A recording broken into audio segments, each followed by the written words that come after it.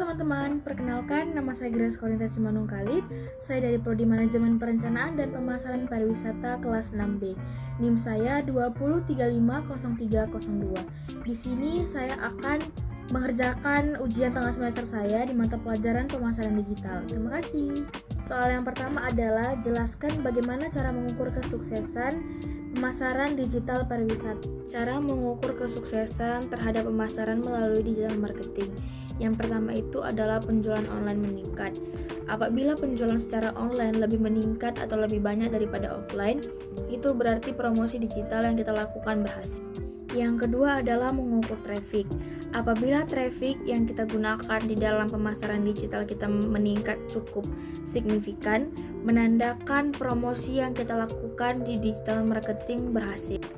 Yang ketiga adalah penjualan online dan offline. Cara mengukurnya adalah dengan cara kita memasang iklan diskon di media sosial kita.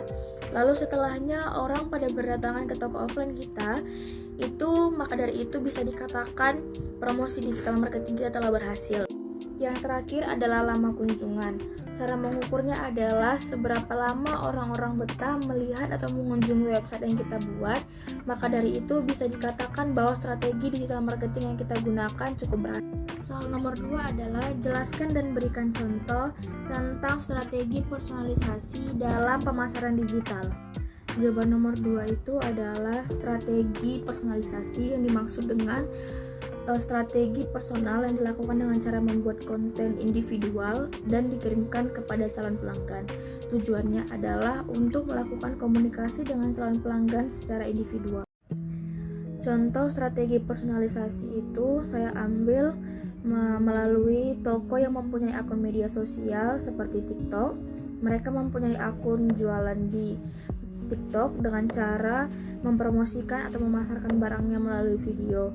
Tetapi mereka tidak mencantumkan harga sehingga mereka membuat deskripsi bahwa jika ingin mengetahui harga produk yang dipasarkan, langsung saja DM ataupun mengirim pesan ataupun chat dengan penjual toko, sehingga berkomunikasi yang dilakukan antar pembeli atau pelanggan dengan penjual toko secara private atau secara rahasia. Soal nomor 3 adalah jelaskan tentang aktivitas yang dilaksanakan dalam melakukan pemasaran digital atau tantangan dan skill yang harus dimiliki dalam mempromosikan pemasaran digital.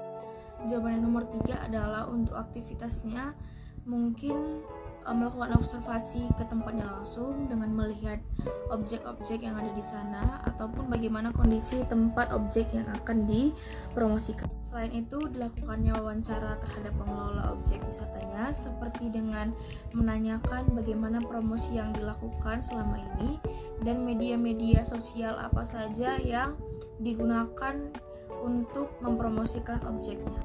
Tantangan atau skill yang harus dipunya mungkin dalam mempromosikan suatu objek itu adalah kita harus tahu bagaimana caranya mengambil view-view yang bagus dan kita juga tahu yang mana yang akan diminatin orang. Selain itu, kita bisa menambahkan deskripsi yang menarik dalam promosinya sehingga orang yang membaca akan tertarik atau minat datang ke tempat objek wisata tersebut. Soal nomor 4 adalah apa saja alat-alat dan teknologi yang digunakan secara efektif dalam melakukan atau mempromosikan objek dalam pemasaran digital. Jelaskan. Jawaban nomor 4 adalah alat-alat dan teknologi yang digunakan yang paling efektif dalam mempromosikan objek. Itu adalah alat-alatnya, yang pertama ada kamera dan yang kedua itu ada HP. Untuk teknologinya itu adalah yang paling efektif kita bisa menggunakan media sosial seperti Instagram, Facebook, YouTube, dan TikTok karena media sosial tersebut sekarang sudah banyak digunakan untuk mempromosikan objek maupun produk-produk lain.